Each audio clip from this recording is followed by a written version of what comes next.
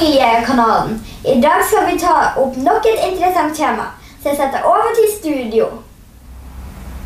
Yeah, then I want to welcome you here to a new program. My name is Rune Fardal. This is a family channel. We are at the moment in London visiting Sacha Stone in his apartment. Yeah, and we like to hear a little more about you were the founder of the ITNJ. Yeah, International Tribunal for Natural Justice. Yeah, and we like to hear a little more what that actually is. If you can explain sure. A short story of that. Yes, I will. I think it's important to explain the context for setting up an international tribunal or an international court. Yeah. What most people don't realize is that we are not getting justice in the courtroom today. It is not happening. No. Most of the justice systems, most of the court systems, and the juridical processes, the justice processes, are assisting the commercial arena. They are helping governments to control and manipulate humanity, and they are helping corporations to manipulate humanity. So court systems and justice systems today do not serve humanity, they are serving the dollar, they are serving the money. Corporations. This is the big problem. So we determined years ago to begin to build an international tribunal for natural justice. You need to bring justice back to serve the living men and women of the living soil. And that is what this court is doing. Okay. But it's a long process. We took the time. We understand the process. We have judges and barristers and advocates, law commissioners, many of them connected now to the International Tribunal. But we formally established the tribunal in May and June of 2015 on the 800th anniversary of Magna Carta. And then we established the first Judicial Commission of Inquiry in 2018, last year, in Westminster, London. We launched the Judicial Commission of Inquiry into human trafficking and child sex abuse. We launched later this year a second Judicial Commission of Inquiry, and that one is into the weaponization of biosphere. This is to do with the human health and the health of the planet, because we are both under attack. Again, the rogue elements in government are operating with rogue elements in the corporatocracy, in the commercial arena. They are waging war against humanity and waging war against the planet. This is ecocide and this is genocide. The agrochemical industries, the pharmaceutical industries, the petrochemical industries, they are all in a kind of unconscious collusion and conspiracy to destroy the human genome and to destroy the planet. So the Judicial Commission that we begin later this year in June, in Asia it launches, is going head to head with the most powerful entities in the world connected to agrochemical and big pharmaceutical interests. So this commission is getting testimony from people. Yes. The point of a Judicial Commission of Inquiry is not to prosecute. No. This is not about prosecuting anything or anyone. No. It is about investigating the facts, getting the evidences, getting the expert testimonies and the expert witnesses, and getting the affidavits of truth. So we galvanize all of this evidence, all of these key witnesses and expert witnesses. This becomes the body of evidence, the body of proof of a given situation, and that's how we're doing it. Then there's a different way of moving into prosecutions and to get the remedy situation. But most people who don't understand law and the process of law, they get very angry because they think, what's the point of a Judicial Commission of Inquiry? Just blah blah, asking questions. No, it's very important that you do this, and it can take months and years. Mostly governments are the ones who get forced into launching some judicial commission, blah, blah. Yeah. And then, of course, they are politicized. Yeah. And then special interests come in and put their influence against the government. And normally in these kind of commissions of inquiry, normally they end up being whitewashed. Yeah. Nothing comes out of them because they become politicized. Yeah. Which is why a real judicial commission of inquiry should have nothing to do with government. Yeah. And of course we are all told that there is a complete separation of power between government and the justice system. Bullshit. Yeah. Bullshit. Yeah. They are all politicized. Yeah. The appointments are coming from government. How can they be separate? Yeah. All of the favors are coming together. Yeah. This is conspiracy by definition. Yeah. So if you can show to me one single justice system that is completely separate from government, I will be the happiest man in the world. I have not seen it. That is what the ITNJ is. We have the same, the four powers in Norway, the court system, the parliament, the government, Yeah. and they are into it. They are completely in bed together, Yeah. all of them, correct. And they take care of each other, they protect each other, they defend each other, they prosecute on behalf of one another, they penalize humanity on behalf of one another, and they enrich themselves, and they empower themselves. That's correct. That is much the same we also see in Norway, probably all the other countries in Europe and everywhere, where power is misused and people make up these, or power make up these invisible networks. They know each other, they talk to each other. On the paper it look nice, they are separate, but behind the scene there's something going on that show in the process. If you go court, like I'm familiar with in Norway, I see many courts there, you end up wrong. There is something wrong going on. Because the court systems have become weaponized. Yeah. They are weaponized against the living men and women of the living soil. Yeah. Why do I use this expression? Yeah. Because the living men and women of the living soul is the natural human. Yeah. The human that is connected to the earth, that have a relationship with the earth and with God. Yeah. And nothing comes between that relationship. No. And then you have the Catholic Church comes in 2000 years ago and begins to stand between humanity and their God. And to take away the power. And then they dream up this nonsense about the divine right to rule. And that all of these kings and popes come in pretending that they are the ones appointed by God on behalf of us. Again, excuse my language, bullshit. No, there is no divine right to rule. No, the Pope of Rome is a human being, highly corrupted for many centuries now. The average king and queen, highly corrupted individual, highly compromised as well. But it is time now for humanity to stand up on its legs. Stand up and become grown up. Come of age. And to step into this flame of truth and flame of affirmation and to take back the power to the living men and women of the living soil, away from these fictions. A government is, by definition, a criminal organization that is well organized. That is what all government is. I can prove it out forensically. I can prove it out under a laboratory microscope practically. All government is organized crime that is successful, the most successful mafia. And if anybody doesn't understand that, then they are what we say drinking the Kool-Aid. Fast asleep at the wheel. All governments are controlling humanity. They are controlling working with centralized banking mechanisms to use all of the time and effort and energy of human beings and to tax them and penalize them and steal the money. And empower the government more and more and disempower the living men and women more and more. That is all that government does, and you can see this over history every time. It leads ultimately to complete tyranny. And right now in the 21st century we are at the point of complete tyranny, especially, my friend, in your part of the world.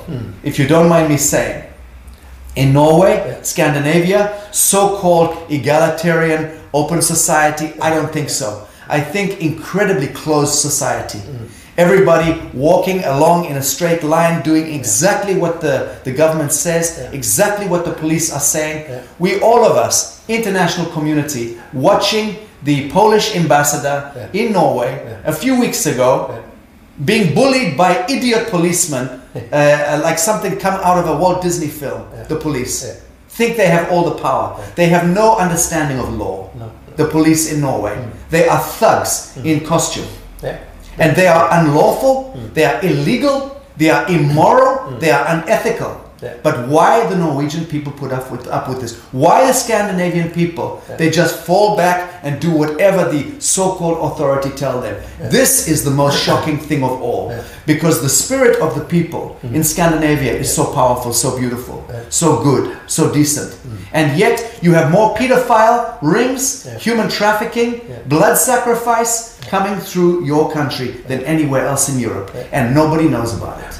No, the mainstream media in Norway doesn't talk about things like that at all. And Norway is actually, there was done scientific studies on that.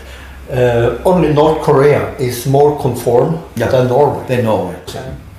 And the media is feeding us a one-way stream of information. And we see now other media is coming up challenging this view. And of course they are attacked by the mainstream because there's somebody trying to make a hole on this balloon we're actually living in. I would call Norway egalitarian Marxism. It is very elegant. It's very it appears to be liberal intellectual, but it is pure Fabian socialist Marxism. And the people do exactly what the authority wants them to do. So the mind control programming is almost perfect. And this is connected to the wealth. This is connected to the oil fund. This is connected to the fact that the average Norwegian doesn't want. Why? Because they are comfortable. So why would they rock the boat? And in Norway they have this strange respect for authority. Well, it's a perversity. It's a perversion of the human spirit. And this is something that the so-called liberal intellectuals should seriously reflect back to themselves and think about. It is a perversity of the human spirit. And they, the liberal intellectual echelon, are the ones most responsible for maintaining this. They are the ones standing closer to the gates of hell. This is an extraordinary thing to say, but I absolutely mean it. I'm having this kind of argument with liberal intellectuals in New York, in California, all around the world. They are the ones standing in the way of human emancipation right now because they have comfort.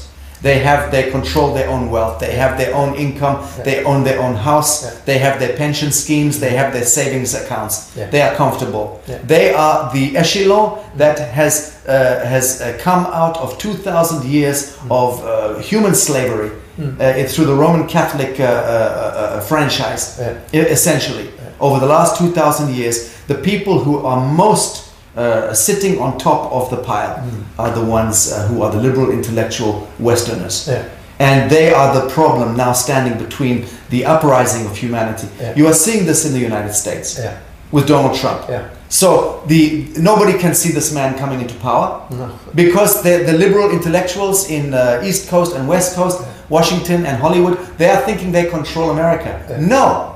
The common heart of humanity in Midwest America, that was the flame that come up. Suddenly and bring him into power. Rise up. People rise suddenly up. Somebody else. Bravo. And the same thing is about to happen in Europe at a monstrous level.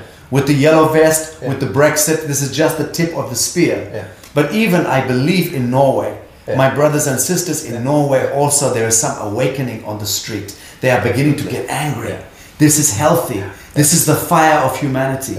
Please God, I pray to the living God that this flame sees the heart of the Norwegians, the Scandinavians. Because when it happened there in Scandinavia and the old Viking spirit, the old warrior spirit come back into the people there and throw the devil off the back, the globalist Marxist devil, throw it off the back, I think we begin to have emancipation now of the whole of Europe when it comes into Scandinavia. We see that anger many places in Norway and in regarding different subjects, that people are fed up of the mainstream media, other media, alternative media coming up, and a lot of people looking that way because suddenly they get some other kind of information that this mainstream media is feeding them. That's it. Suddenly you get reality, not fiction, because a lot of that is fiction, and it's clear that people with power control mainstream media. That's always been the way. This is the old Jesuit tradition. The Jesuitical tradition was always to control the propaganda and control the intelligence infrastructure. We've seen this play out for many, many hundreds of years. But the good signs we are seeing, even in the last few days in the United States, with the exoneration of Trump from the Mueller report, this is a classic example that for nearly 3 years, God knows how many tens of millions or hundreds of millions of dollars are spent on some grotesque investigation against the President of the United States for collusion with the Russians. All of us knew this was nonsense. Nearly 3 years later, and the mainstream media in the United States, the most powerful media machine on earth, CNN, are the ones who are leading this deception for nearly 3 years. Now, overnight, the day after this publishing of the report, they lose 20% ratings. Boom. This is an example. Now it will be 50%, 70%. I think in 18 months, 2 years' time, I think CNN will not exist. I think by the end of next year, this mainstream media machinery will become dismantled under its own weight of bullshit and deception. Because right now, it cannot go any further into deception. It is already maxed out. And this is a healthy thing. Very healthy. But you are right to talk about this. Because only when we take down this so-called mainstream media machine is when we can begin to emerge from the cloak of deception that has been for many, many generations holding a humanity in a state of sleep. It's from my experience from Norway, it's like when you give the people food and show, they are happy. There are not so many who really look over this manipulation sort of and ask the critical question, because the moment in Norway there's a sort of fear culture. If you step outside the line, you are attacked right away. If you put your nose out and say something new or critical to the ruling system, you are given labels of everything from crazy to whatever, and it's a sort of keeping the people in the herd, you know. It's always the way. It happened under the Caesars. It happened under Kublai Khan and Genghis Khan. It happened under the Ottoman Empire. It happened under every system or civilizational complex that is based on false power, pyramid power. So this is natural that we are living in a time where even they are beginning to try to control how we think. Thought police. It's now a crime to speak about something or think about something. This is a symptomatic of an insane civilization. But that is also symptomatic of the death of that civilization, the end game. This is good. Let them play their blah blah nonsense. The spirit of humanity that is rising is where the true power exists. The flame of pure truth, of natural justice, this is emerging anyway. We don't even have to engineer the outcome. It is coming naturally. So this is why we call it natural justice.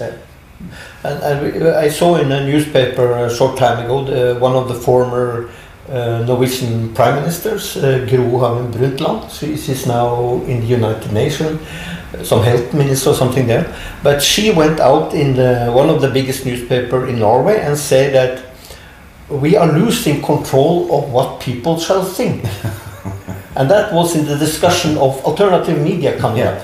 Well, it is not so terrifying that this idiot prime minister say this. No. It is terrifying that she actually believe it. That is what is terrifying. And that some people actually don't. They don't even understand. They cannot hear themselves in a situation like this. But she is the perfect example of a modern 21st century politician or diplomat. That they have no capacity for true critical thinking themselves. They are the product also of Fabian Marxism playing out in the academic echelon. And they are spitting out this kind of politician. The European Parliament is filled with this kind of brain-dead idiocy. Laughable. But this breed of human being will not last for too long. It is a phenomenon. We should study them like a zoologist studies them. You can see the rising against this in Brexit here in England, for example. Today they have this election now, this voting in Parliament, And you see much of the same in the former Eastern European country. They don't accept this sort of invasion of African cultures and things like that. They say no to Europe, the European Union. Well, that's either side in our country. That's correct. I know. I'm dealing right now with some of the leaders in that part of the world, in West Africa. We've had them even in here in the last few weeks, and we are directly involved, the International Tribunal, with helping to orchestrate some of the high diplomatic the dialogue going on between some of the let's say the European dependencies in Africa, the old colonial interests, and they wish to get out of the control of the military bases. They want those countries out, especially France. They want them off their soil. Get out. Take your military bases and get out. You have no business being in Africa any longer after all of this time. And the International Criminal Court, the ICC, unfortunately has also become weaponized. Now we are observing how the ICC has been used mostly by these old colonial interests. They are using their power of the ICC to arrest and seize good African leaders, criminalize them, turn them into the bad guys, take them to The Hague, lock them up, and put them on show trial, when actually those are the good leaders. They just wanted the French and the Belgians and the Dutch and to get out. But the ICC has been weaponized and is protecting and preserving the resources of the old white imperial colonialists. So this is where we are at on the multilateral stage, the international stage as far as law is concerned. There is no law process. The ICJ and the ICC have become weaponized. The International Court of Human Rights, all of these entities are subject to the influences of very powerful special interests and very powerful political interests. So there is we are not seeing a justice emerge. We are not seeing remedy emerge. We are seeing the corporation and the government win time and time again. But we have to recognize, and I say this directly to the liberal intellectuals, you must recognize that government and corporation is the same thing. A government is a corporation. It is a fiction. And it is bolstered and empowered by the stolen wealth through taxation of the citizens. Paying income tax is a crime. Nobody should be paying income tax any longer. Nobody should be paying income tax to Caesar, a tribute to Caesar. This should have died 2,000 years ago. Okay? It's a nonsense. Somehow this government fiction, criminal construct come into our lives. They create wars and they terrorize us. We are suffering trauma from these wars. And when we are in a state of trauma, they tell us we have the solution. They give us the solution. But we need to tax you. We need to rebuild the world after the war. You need to contribute. You know, and they bullshit us and we begin to give money. And the next thing it becomes a statute that we have to pay this, and then another statute, another taxation, more stealth taxing, until we are only working to support government. But because that is actually what many people are doing now, and they stop living, sort of. Well, we are an unconscious civilization. You can describe us as a perfectly unconscious civilization, where 90%, possibly 98% of humanity are so drunk on snake oil, they have already fallen fast asleep. They are simply acting as functionaries of time and motion. And they go to work, they do some godless job, they take the money from this, they pay it to the government, they pay it in stealth taxes, and they have just enough at the end to maybe go on a holiday for 2 weeks. That's it. And they believe this is acceptable. And the students go to university, they come out with loan they can never pay back. We are in an insane cycle where we are devouring, eating ourselves into the future. So the debt that we carry, the trillions of debt that we carry into the future, will never be paid. It'll only become more and more compounded. So at what point are we going to individually say, I'm not interested, I'm stepping out of this game, I'm not participating? You see, when we do this, we have the power. We take the power. The government does not control the human being, only if you think it does. But if you understand law, if you understand natural justice, and even if you understand statutory law, and you understand UCC, Uniform Commercial Code, you can also reverse engineer so much of this evil by governments. And you can step outside of the fiction yourself. Most people don't know that they are born, they are registered, the registration takes you, the living soul, away from the land, and you are now owned and controlled as a fiction. And you are connected now to the state or to the crown. They own you. Even your parents have no power over you. Only the crown and the state. Everything that you register, you are offering up to Rex, to Regus, Rexus, the king. You are giving yourself away. You are giving your children away. Your land, your farm, your house, your bicycle, your motor car. Everything that you register, you are offering to the state and the crown and signing it. Why are you doing this? Think about what you are doing. Oh, I have to, by law. No, you do not by law. By natural law, you should not sign away your children. That is a breach of natural law. You should not sign away your home, your farm, your land. You should sign away nothing. You should only pass on to the living flesh that which is yours. So again, when people wake up to the fact that they themselves are the ones who are signing over their children, their home, their land to the crown, the fiction, and stop doing it. When we have that kind of uprising, I'm not talking about wearing a yellow vest and running out into the street and throwing a Molotov cocktail. That's great. I also agree with that, incidentally. When you are faced with tyranny, absolutely. Pick up your yellow vest or red vest and go and defend your honor. Absolutely. This is the right action. This is absolutely right action. And if somebody sprays something in your face, spray it back in their face if you get a chance. Absolutely.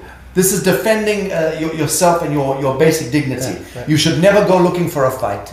You should never go and do this. Asian provocateurs, Asian saboteurs, this is wrong action.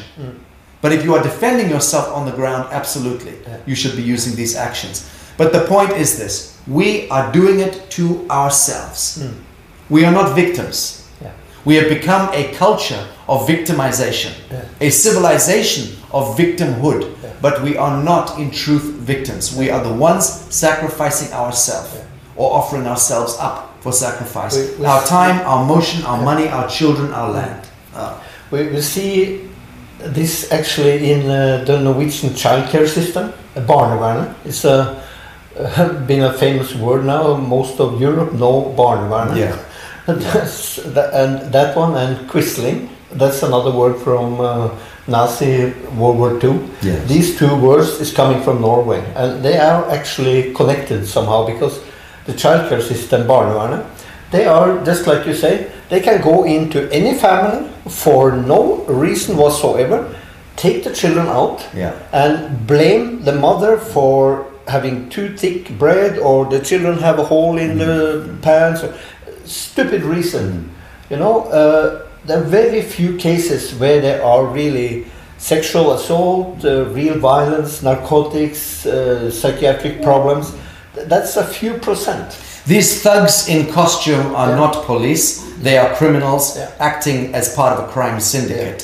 So when people again wake up themselves, and that is you and your brother and sister and mother and father and children, you need to wake up. The living men and women of the living soil need to wake up and stop being so chicken shit. Excuse the language, but I don't know what else language to use. They are afraid. They are chicken shit. They are afraid of their own shadow. This is undignified. This is not the human spirit. Remember who you are. Step into that flame. Take your power. Step up. Walk out of your front door and challenge the devil on your doorstep. Do not be afraid, ever. When there is a knock at the door, open the door and face the devil, and then walk out. Go to the technocrat, go to the bureaucrat, go to the officials, go to the healthcare services, go to the childcare services, go to the local parliament, go to the federal government, and take these devils on their own doorstep. That is where you take the fight to them. You don't wait for them to come for you, because they will come for you in the end. In the end, they will come for everybody. So better now, we get angry and we go to them and say enough. Khalas, enough is enough. No more. This is the only way it's going to change. The fire of humanity must awaken. It must awaken. I think that is, from my own experience in Norway, that is something is about to happen. It's actually happening now. More and more people, I feel, are getting angry. Good. And they try to get their frustration out in social media or newspaper or wherever. And there is a rising. And then we see the power, the elite, using different dirty tricks to discriminate or discredit. This is always going to happen. It's the same story. We can always look at the problems. The problems are never going to change. Again, study the Rome under the Caesars. Study every single civilization. You know, the Victorians, the British Empire, they always use dirty tricks. For God's sake, power tries to protect power. That's what it does. It's not the equation. The equation is right action and pure truth. And you control that. I control that. Nobody else control right action and pure truth. This is me. That is who and what I am. And I am the one to take that fire to them. And to end this victimization. So enough of us are self-organizing. We can do it with intelligence. We don't need to do it with bricks and stones. Yeah, we can do it with intelligence. This is what we are doing with the natural justice, with the International Tribunal. We are the ones who are creating the official commission on trafficking, pedophilia, ritual sacrifice of innocence, health care, weaponization of the biosphere. We are self-organizing, but we are also bringing together many powerful people on the commission. So we have former heads of intelligence agencies, former chief of police, former political leaders, former religious leaders. Are part of the commission that we are setting up. And this is the way you do it. You bring grassroots, good grassroots and good leadership together. You self-organize, you change the pattern. Don't ask for permission. No. Everybody always waiting to ask permission. No. Right action is right action. And you don't need some goddamn government to tell you what you can do, what you cannot do. What is right action and wrong action. No. Only the living man and the living woman and of the living soil can determine right action and pure truth. Yeah, so now you have explained a little about what ITNJ working with. And this organization is spread out all over the world. Yes, natural justice is what needs to now emerge as the new system. If we are looking for a system of law, it needs to correspond and conform to natural law, and which is how do you? I was just going to go into this. What is actually natural? I'm going to go into that now. I was going to explain it. So natural justice issues from natural law. Natural law is very, very simple to understand. You can break it down to its most simple exemplar, which is that all living souls should be able to move around the surface of the earth unmolested, as long as they are causing no harm or loss or injury to another living soul. And that's the premise or the basis of natural law. You don't need to dream up millions of rules and regulations and statutes and codes and ordinances. This is all nonsense.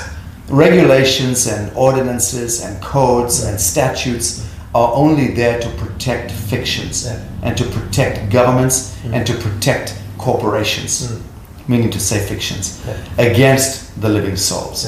And we need to see this. As a civilization, we need to see this and then step away from statutory law. All courts are conducted today on the premise of statutory law. And a statute is a code or an ordinance that is dreamt up by a bureaucrat. Occasionally it's ratified by law experts. But mainly nowadays we are being controlled and contained, exploited and manipulated by statutory infringement.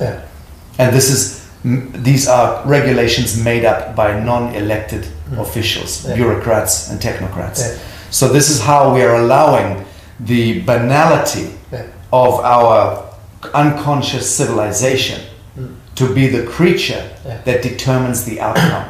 This is insane. And that's where you have these ITNJ commissioners placed around. People with connections. Yes, all around the world. All around the world. Yeah. Yes, Yeah. anyone can look at this on the websites. There are a few websites there connected to the court. We are recognized by governments and by intelligence agencies variously. We will increasingly become more and more of a presence. We are not trying to create a centralized anything, but we are trying to restore rule of law and then to invite people of the world to step into an understanding of natural law and natural justice and step away from the fictitious aspect of law that has become now a great problem for us to evolve into a higher consciousness. It's making it impossible, frankly. How can we become more enlightened or more evolved if we have created hundreds of millions of rules, statutes that mean we cannot even walk out our front door and cross the road without breaking some ordinance. We cannot eat the food we want. We cannot grow the food we want. We cannot heal ourselves from being poisoned by the pharmaceutical industry. We cannot speak our mind. We cannot think about certain things.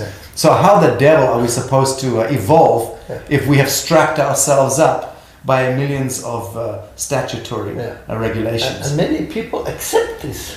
It has been coming slowly, all of it coming slowly. So if you try to step out of this now and say, hello, I'm asking a critical question here, what's going on? Then you're looked upon as lunatic. Yeah, but conspiracy. Well, I recommend that you go back to the tradition of Rumi or Khalil Gibran, who wrote The Madman, and understand that when you become the joker, you become the madman or the lunatic, you now know that you are engaging sanity, and you are the one stepping outside of the civilizational dream spell. This is a healthy process. So the more of us that we can become the madman, the better in that sense. Okay, so going on now, what's the next step? Waking people up, actually? No, I'm not interested in waking people up. I'm interested in right action and pure truth and manifesting it. So we do what we do. I'm not out there trying to educate anybody and try to proselytize or prognosticate or give the script to anybody. I'm old and wise enough to know that this does not change anything. I'm putting personally my time and energy, and the court and the commissioners and the trustees and the advocates in our organization. We are identifying key areas of focus, and then we are going, boom, we are going after them. Like I said to you earlier, weaponization of healthcare and the biosphere. This is a major concern. Things like 5G, implementation of 5G, which is a criminal and very evil super technology, superstructure and technology. This is something most people don't understand what it is and why it is being advanced at such an incredible speed. $20 trillion industry rolling out without a single health check, and we know already that the existing electromagnetic frequencies that we are putting out are causing almost every illness in the world, and we're now about to go into a quantum speed of 5G, which will be 1,000 times worse than what we're going through right now. So the cellular DNA and molecular cellular DNA in our bodies is under threat. The microbial DNA is going to be destroyed, and 99% of our DNA is microbial DNA, non-human DNA, junk DNA. So there are health implications that are so unbelievable that will make 5G look like the worst Holocaust, the worst extinction event ever conceived. And the truth of the matter is that it appears to have been planned and engineered by some very dark occultic interests. And the way it is being advanced so quickly into the mainframe is a demonstration of how completely unconscious our civilization is. I just released a film this week which thankfully is going very viral, called 5G Apocalypse, the extinction event. And inside that film, which is a full-length film, I have senators, congressmen, world-leading scientists, weapon development experts, molecular biologists, blood microscopists, leading activists, all of them speaking about the truth of this subject. But I'm talking about that because it's a classic example of how if you are going to educate people, you can put some information out there, but then people have to see it themselves and step up and make the change in their own jurisdiction. I cannot affect the bureaucrat in Scandinavia. No, it's never going to happen. So people need a wake-up call. Also, they need the information and take the change to themselves. Actually, you can't push. That's why I said it comes down to getting up and walking out your front door. Most people, when they hear bang, bang, bang on the door, they go like this. They hide. They hide. If they're not expecting somebody, who is it? What have I done? They're coming to get me. This is the natural reflex. This is disgusting. Fear. So undignified. Think about it. How undignified for human beings to be afraid of a knock on their own door. You should walk up to that door, you should open it, and you should face the devil, whatever it is. And you should walk out there and demand that this government, this creature, get out of your life, get out of your face. Okay, so the next report is expected later this year? Later this year. I'm not in the court myself. I have no power. I founded the court. I am involved in counseling survivors, and I'm involved in research, and with the commission report I will be involved. But the court itself make the decisions about when it release the commission report. I think it will announce this in the third quarter of this year. I think so. Okay. Then we have heard Sacha Stone here explain a little about ITNJ and what they work with, and we look forward to this report. Very good. And forward to expand the network of commissioners and people working for this. Well, the commission is very grateful that you are being appointed as a commissioner to the human trafficking and child sex abuse. We know that you have done a great deal of work in investigating this and researching this in Scandinavia. We are also in communication, of course, with other people, some of them very powerful in your part of the world, and we look forward to having more of an expert presence on this judicial commission coming from Scandinavia. So thank you, Rune, very much indeed. Thank you. Thank you. Okay, then we say thank you here from London today, and I'm sure we haven't heard the last from either Sacha or ITNJ, so we look forward to the new report and the work that's going on to make it a better world. Actually. Bravo to that. Bravo to that. Okay, thank you.